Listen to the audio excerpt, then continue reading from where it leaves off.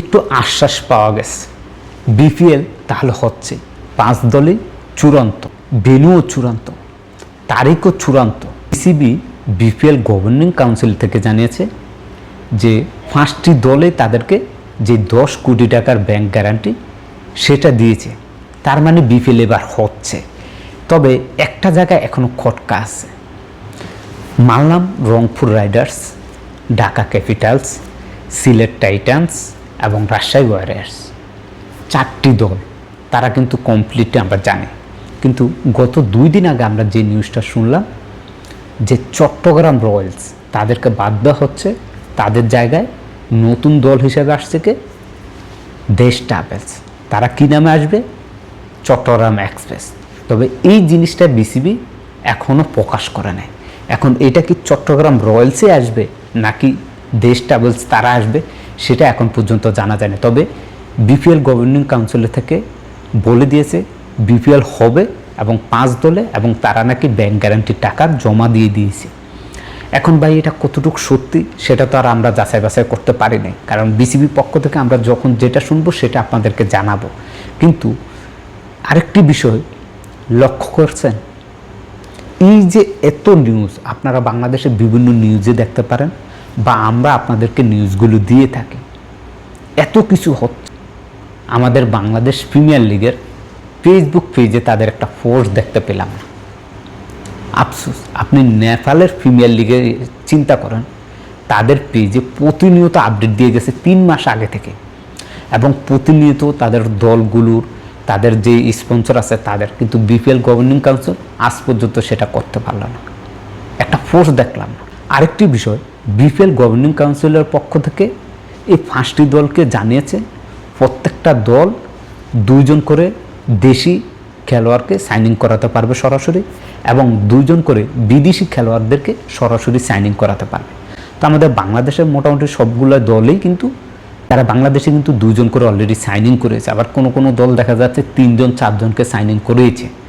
সেটারও একটি ফয়সালা বলে দিয়েছে বিপিএল কর্মকর্তারা, এবং বিদেশি যাদেরকে সাইনিং করেছে 2-এর অধিক, তাদের বিরুদ্ধে একটি যেই তথ্যটা জানিয়েছে সেটা শুনে হতবাক। বিসিবির পক্ষ থেকে জানানো হচ্ছে যে যেহেতু বিপিএল গভর্নিং কাউন্সিল তারা জানিয়ে দিয়েছে 2 জন দেশি 2 জন বিদেশির বেশি কাউকে সাইনিং করানো যাবে না। যেহেতু অন্যান্য দলগুলো সাইনিং করেছে সেক্ষেত্রে তাদেরকেও নিলামে ডাকা হবে। এবং এই যে ফ্র্যাঞ্চাইজিগুলো ধরেন সিলেট কিন্তু তারা কিন্তু নাসিম আহমেদকে সাইনিং করেছে, তার মানে তারা 3 জন দেশি ক্রিকেটার, এবং অন্যান্য দল কিন্তু বিদেশি ক্রিকেটারদেরকেও সাইনিং করিয়েছে। সেক্ষেত্রে এই যে দলগুলো এই ক্যাটাগরির মধ্যে আসে, একজন খেলোয়াড়কে 50 লাখ টাকা দিয়ে এই দলটা সাইনিং করেছে, তখন এই খেলোয়াড়টাকে নিলামে উঠানো হবে এবং তার ভিত্তিতে যে প্রাইসটা হবে 50 লাখ, কারণ ওই দলটা তাকে 50 লাখ দিয়ে সাইনিং করেছে।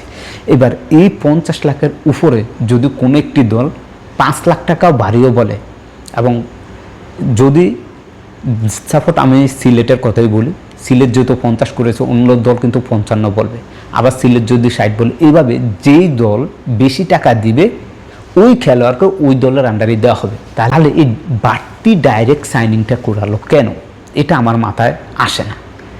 এবং বিপিএল থেকে যদি, অর্থাৎ বিপিএল গভর্নিং কাউন্সিল থেকে যদি এই ঘোষণাটা দিয়েই থাকে 2 জন 4 জনের বেশি করাতে পারবে না, তাহলে দলগুলো কেন বাড়তি খেলোয়াড়দেরকে সাইনিং করাচ্ছে এবং তাদেরকে আবার নিলামও উঠানো হবে? তো এই জিনিসগুলো আসলে কেন হচ্ছে, এর মূল কারণ হচ্ছে বিপিএল গভর্নিং কাউন্সিল তারা সঠিক নির্ধারিত কোনো দিন দিচ্ছে না, আর দলগুলো অল্প সময় পাবে। 30 তারিখে যদি নিলাম হয়, কয়দিন সময় পাবে? 18 দিন। এর মধ্যে ফ্র্যাঞ্চাইজিরা তারা দল গোছাবে কীভাবে? যার জন্য আগেভাগেই দলগুলো চাচ্ছে তাদের টিমগুলো গোছিয়ে নেওয়ার জন্য।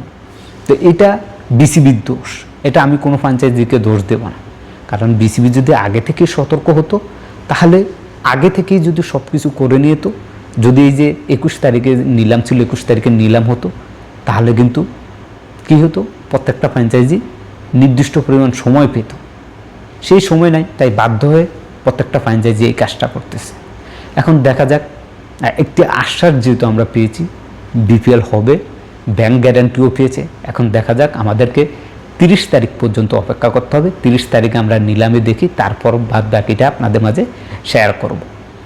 তো এই ছিল বিপিএল এর সর্বশেষ আপডেট। বিপিএল এর সকল আপডেট পেতে এসপিএল এর সাথেই থাকুন।